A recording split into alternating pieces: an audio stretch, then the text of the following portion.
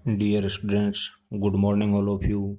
आप सभी का एक बार फिर से सर्वोदय पब्लिक स्कूल के ऑनलाइन क्लासेस में स्वागत है। प्यारे बच्चों, अपन ने पिछली कक्षा में पढ़ा था सर्वोच्च न्यायालय के न्यायाधीशों की नियुक्ति और उनके हटाने की प्रक्रिया के बारे में, और आज की कक्षा में अपन पढ़ने वाले हैं सर्वोच्च न्यायालय की शक्तियां एवं उनके क्षेत्राधिकार क्या है। जैसा कि अपन सब जानते हैं कि भारत के अंदर जो न्यायिक प्रणाली है वो इकहरी और एकीकृत न्यायिक व्यवस्था है। यानी भारत के अंदर जो न्यायिक प्रणाली है वह है इकहरी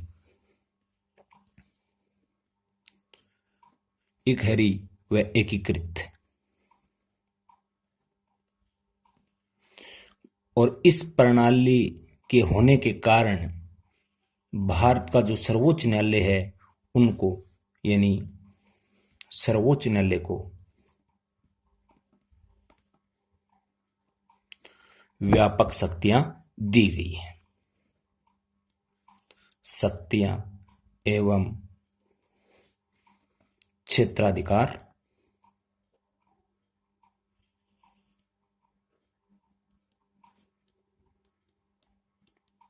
प्राप्त हैं। यानी कि हिंदुस्तान के अंदर इकहरी और एकीकृत न्यायिक व्यवस्था होने के कारण सर्वोच्च न्यायालय के पास अनेक शक्तियां और क्षेत्राधिकार प्राप्त हैं, जिनका प्रयोग वो भारतीय नागरिकों के अधिकारों की रक्षा के लिए करता है। यानी जितने भी भारतीय नागरिक हैं उनकी रक्षा के लिए अपने इन अधिकार और शक्तियों का प्रयोग करता है। तो आज इनके बारे में अपन पढ़ेंगे विस्तार से कि सुप्रीम कोर्ट के पास कौन कौन से ऐसे अधिकार हैं जिसके तहत वो भारतीय नागरिकों के अधिकारों की रक्षा करता है। तो उसमें अपन सबसे पहले पढ़ते हैं सुप्रीम कोर्ट की मौलिक अधिकार, अर्थात इसको प्रारंभिक भी बोलते हैं, प्रारंभिक या मौलिक अधिकार।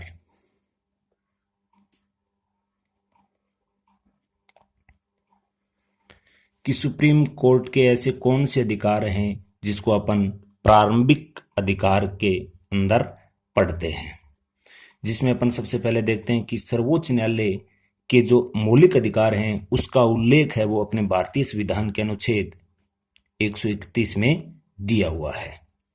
इस भारतीय संविधान के आर्टिकल 131 के अंतर्गत यह स्पष्ट किया गया है कि अगर किसी राज्य या संघ के मध्य आपस में कोई विवाद हो या दो राज्यों के मध्य आपस में विवाद हो, दो राज्यों के मध्य कोई विवाद हो या फिर संघ सरकार या राज्य सरकार, संघ सरकार या किसी राज्य सरकार के मध्य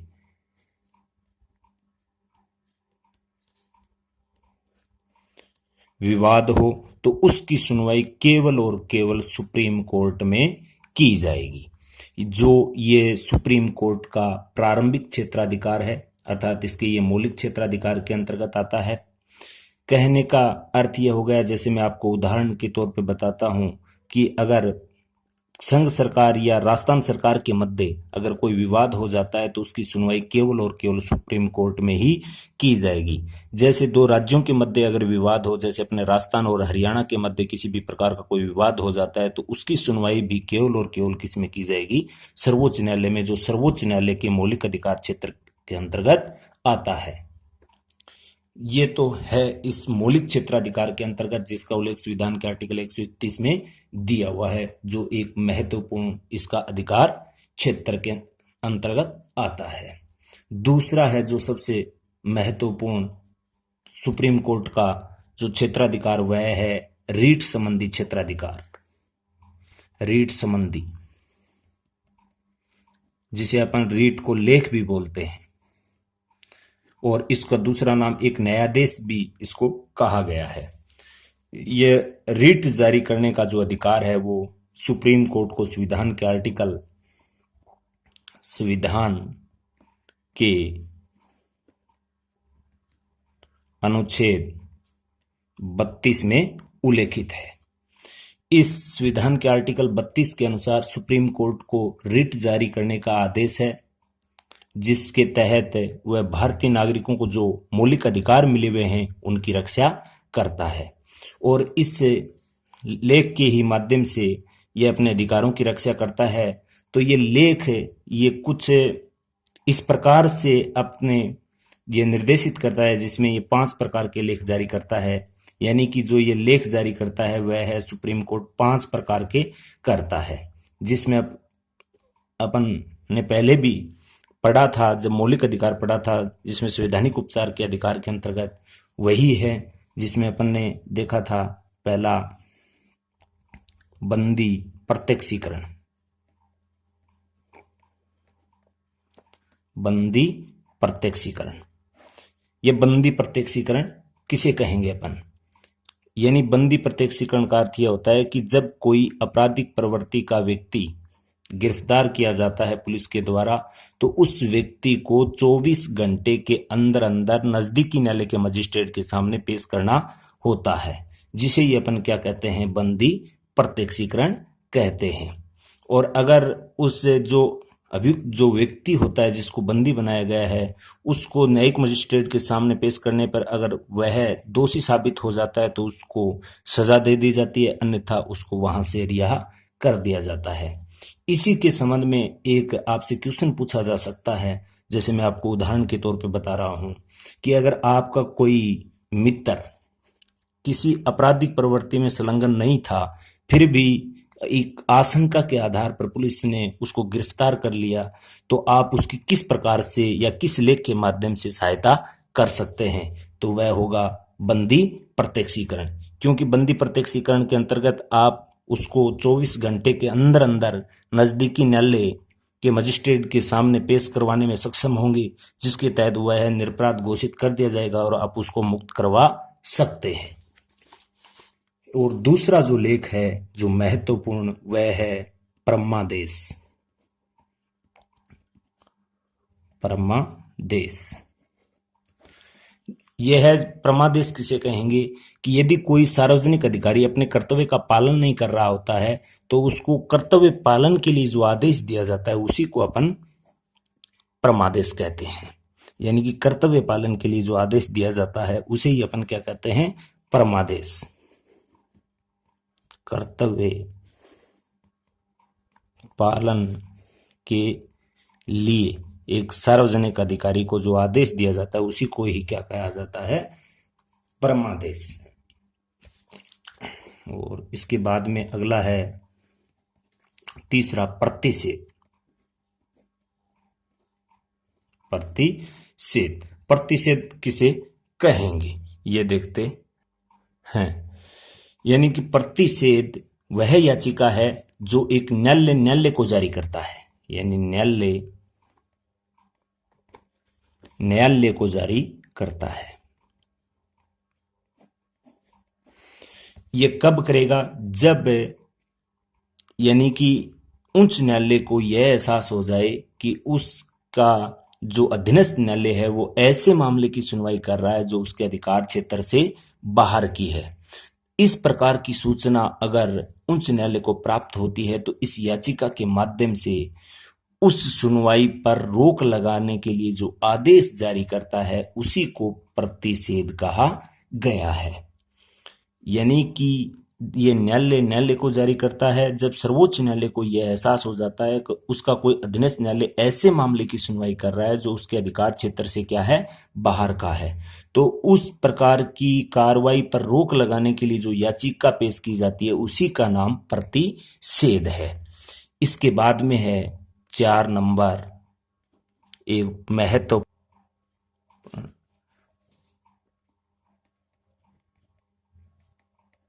प्रेषण। यानी कि यह याचिका भी एक न्यायालय के पास भेजता है और यह याचिका उस समय भेजी जाती है जब किसी न्यायालय के पास कोई मामला पेंडिंग में हो।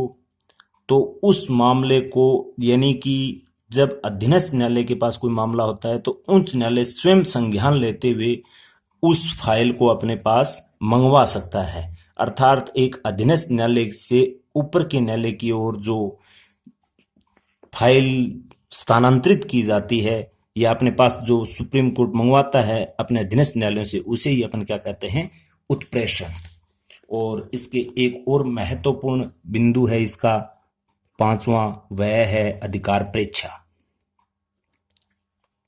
अधिकार प्रेक्षा यानी जब कोई व्यक्ति बिना योग्यता के कोई सार्वजनिक क्षेत्र में पद ग्रहण कर लेता है या अपने कार्य क्षेत्र से बाहर का कोई कार्य करता है, उसके संबंध में जो याचिका दायर की जाती है उसे कहा जाता है अधिकार प्रेक्षा। और याद रखना, यह रीट जारी करने का जो उल्लेख भारतीय संविधान के अंदर है सुप्रीम कोर्ट का, वह है अनुच्छेद 32 और हाई कोर्ट के पास है वह है आर्टिकल 226 के अंतर्गत रीट जारी करने का अधिकार। इसके बाद में अगला पढ़ते हैं अपन अपीलीय क्षेत्राधिकार। अपीलीय क्षेत्राधिकार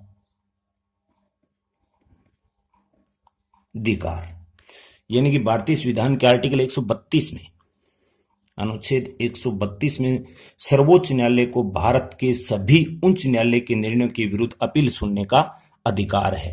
यानी जितने भी हिंदुस्तान के अंदर अधीनस्थ न्यायालय, उनके विरुद्ध अपील होती है और उसके विरुद्ध में अगर किसी निर्णय यानी कि अधीनस्थ न्यायालय में कोई निर्णय दिया गया है, उसके विरुद्ध सब के सब इस अपीलीय क्षेत्राधिकार के अंतर्गत उनके निर्णय के विरुद्ध अपीलें सुन सकता है सुप्रीम कोर्ट।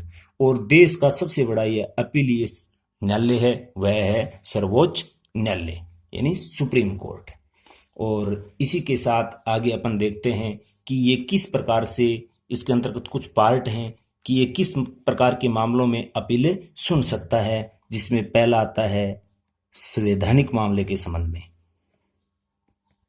संवैधानिक मामलों के संबंध में जब कोई उच्च न्यायालय किसी भी अपराधी के संदर्भ में यह प्रमाण पत्र दे कि इस अभियुक्त की संविधान की व्याख्या से संबंधित कोई प्रश्न है और उस पर पुनर्विचार की प्रार्थना हो, तो उसे न्यायालय द्वारा दी जा सकती है, जिसको अपन संवैधानिक, यानी किसी भी ऐसा कोई मामला आ जाए, ऐसा कोई आपराधिक प्रवृत्ति का मामला आ जाए या कोई जिसमें संविधान के संबंध की बात हो, जिसमें संविधान की व्याख्या से संबंधित बातें हो, वह सब की सब बातें आती हैं संवैधानिक मामलों के अंतर्गत। इसी के साथ अगला एक दूसरा और आता है, वह आता है दीवानी मामला। दीवानी मामले, ये दीवानी मामलों का जो उल्लेख है वह है संविधान के आर्टिकल 133 में। यानी संविधान के आर्टिकल 133 के तहत जो धन संपदा से संबंधित अगर कोई मामला आता है, यानी धन से या संपत्ति से संबंधित कोई मामला आता है, तो उसको अपन दीवानी मामलों के अंतर्गत शामिल किया गया है। और इस दीवानी मामलों में उच्च न्यायालय के निर्णय के विरुद्ध सर्वोच्च न्यायालय में तभी अपील की जा सकती है जब न्यायालय यह प्रमाणित कर दे कि यह विवाद कम से कम 20,000 रुपए के मूल्य से संबंधित है, यानी उसका पैसे का मामला और ज्यादा है, तो उस प्रकार की अपील है तभी वो सुप्रीम कोर्ट सुनेगा जब ये प्रमाणित करेगा कौन, उच्च न्यायालय। और ये जितने भी दीवानी मामले हैं वो सब के सब धन और संपत्ति से संबंधित होते हैं।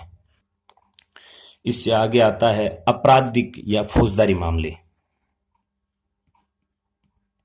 आपराधिक, जिसे अपन फौजदारी मामले भी कहते हैं,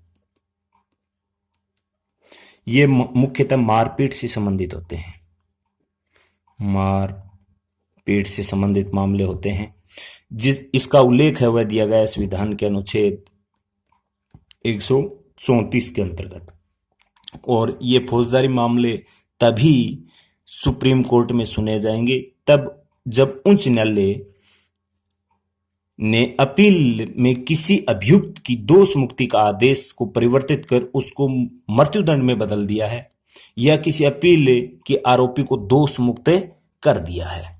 अर्थात कहने का भावार्थ यह हो गया कि अगर किसी आपराधिक व्यक्ति को पहले दोष सिद्ध कर दिया था, बाद में उसको दोष मुक्त कर उसको छोड़ दिया जाता है, या उसको पहले किसी को मृत्युदंड दिया था उसको बाद में आजीवन कारावास में बदला है, या पहले किसी को आजीवन कारावास था बाद में उसको मृत्युदंड दिया है, इस प्रकार की परिवर्तित जो प्रवर्तित मामले आते हैं, बदले हुए मामले, उस प्रकार के मामलों को अपन फौजदारी मामलों में शामिल करते हैं और जिसके विरुद्ध अपील की जा सकती है सुप्रीम कोर्ट के अंदर। और इसके अंतर्गत एक महत्वपूर्ण बात यह है कि जितने भी मृत्युदंड से संबंधित सभी मामले होते हैं वो सब के सब सर्वोच्च न्यायालय में अपील करने योग्य होते हैं। अर्थात मृत्युदंड से संबंधित सभी के सभी मामलों का संबंध है वो सर्वोच्च न्यायालय में अपील की जा सकती है, जितने भी ये मृत्युदंड से संबंधित मामले होते हैं उसमें। इसके बाद में आती है परामर्शदात्री या जिसे अपन सलाह संबंधी अधिकार बोलते हैं। सलाह संबंधी अधिकार, यानी कि संविधान के आर्टिकल 143 में यह उल्लेख दिया हुआ है कि राष्ट्रपति आवश्यकता पड़ने पर सुप्रीम कोर्ट से किसी न्यायिक व्यवस्था के संबंध में या किसी कानून के संबंध में सलाह ले सकता है। और साथ में यह भी ये लिखा गया है कि सुप्रीम कोर्ट यह सलाह देने के लिए बाध्य नहीं है, ना ही राष्ट्रपति इस प्रकार की सलाह को मानने के लिए बाध्य है। और आपकी सामान्य जानकारी के लिए मैं एक उदाहरण बता देता हूं इसके संबंध में। 24 अक्टूबर 1994 के अंदर राम जन्मभूमि के संबंध में, राम जन्मभूमि वर्सेस बाबरी मस्जिद एक मामला आया था, जिसमें उस समय के तात्कालिक न्यायाधीश एमएन वेंकटचेलिया की अध्यक्षता में, यानी उस समय का जो तात्कालिक न्यायाधीश था वह था एमएन वेंकटचेलिया, उसकी अध्यक्षता में एक खंडपीठ का गठन किया था। 5 सदस्य थे उसमें।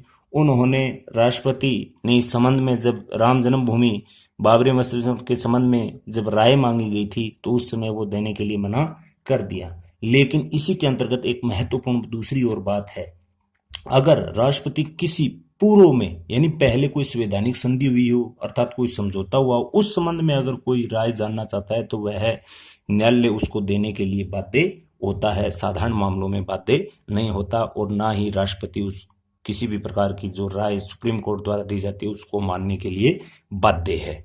इसी के बाद में आगे आता है दूसरा एक महत्वपूर्ण इसका एक और क्षेत्राधिकार, जिसके संबंध में पढ़ेंगे अपन अभी।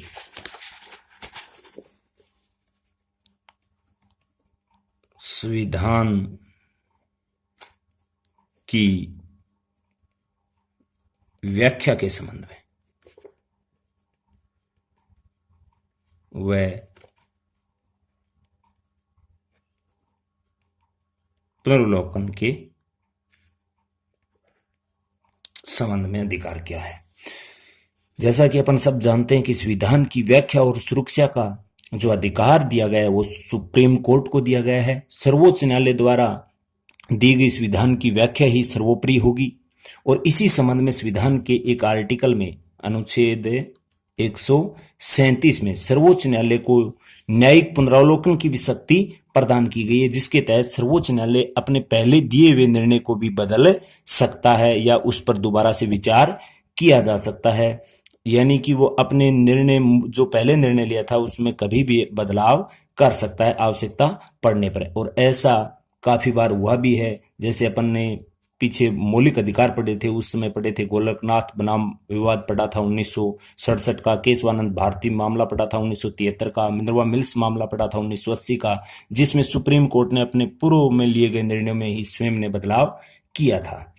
और इसके अलावा दूसरी बात एक और महत्वपूर्ण, अगर संसद कोई ऐसा नियम कानून बनाती है जो संविधान के अनुरूप नहीं है अर्थात संविधान के मूल ढांचे के अनुरूप नहीं है या किसी संविधान की किसी भाग या अनुच्छेद का उल्लंघन किया है, तो उस प्रकार से निर्मित कानून को ये सुप्रीम कोर्ट है वो अवैध घोषित कर सकता है, वह भी इसके अंतर्गत आता है। और इस संबंध में जो अपने देश का जो संविधान है वही सर्वोपरि कानून है, क्योंकि आप अच्छे से जानते हैं जो व्यवस्थापिका नियम कानून बनाती है वो संविधान के अकॉर्डिंग ही बना सकती है। अगर संविधान के अकॉर्डिंग नहीं बनाती है तो सुप्रीम कोर्ट का ये जिम्मा है कि संविधान की रक्षा करना। उसके तहत वह इस प्रकार का जो नियम कानून होता है जो संविधान के नियमों का उल्लंघन करता है तो उससे सुप्रीम कोर्ट अवैध घोषित कर सकता है। इसके अलावा इसकी कुछ अन्य शक्तियां दी गई हैं। अन्य शक्तियों में जैसे राष्ट्रपति उपराष्ट्रपति का चुनाव से संबंधित अगर कोई विवाद होता है, राष्ट्रपति व उपराष्ट्रपति के संबंध में, उपराष्ट्रपति के चुनाव के संबंध में कोई विवाद होता है तो उसका भी निपटारा सुप्रीम कोर्ट के द्वारा किया जाता है।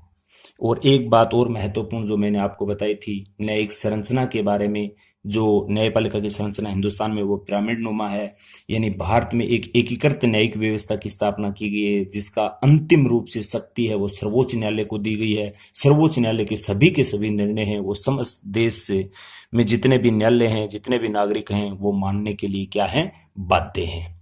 तो ये सुप्रीम कोर्ट की जो क्षेत्राधिकार और शक्तियां हैं इसके संबंध में एक बड़ा क्वेश्चन बनता है। ये परीक्षा की दृष्टि से महत्वपूर्ण होगा। अच्छे से पढ़े समझें और जो भी आपको आज PDF फाइल उपलब्ध करवाई जाती है उसका आराम से बैठकर उसके नोट्स बनाएं और साथ में याद करें। धन्यवाद।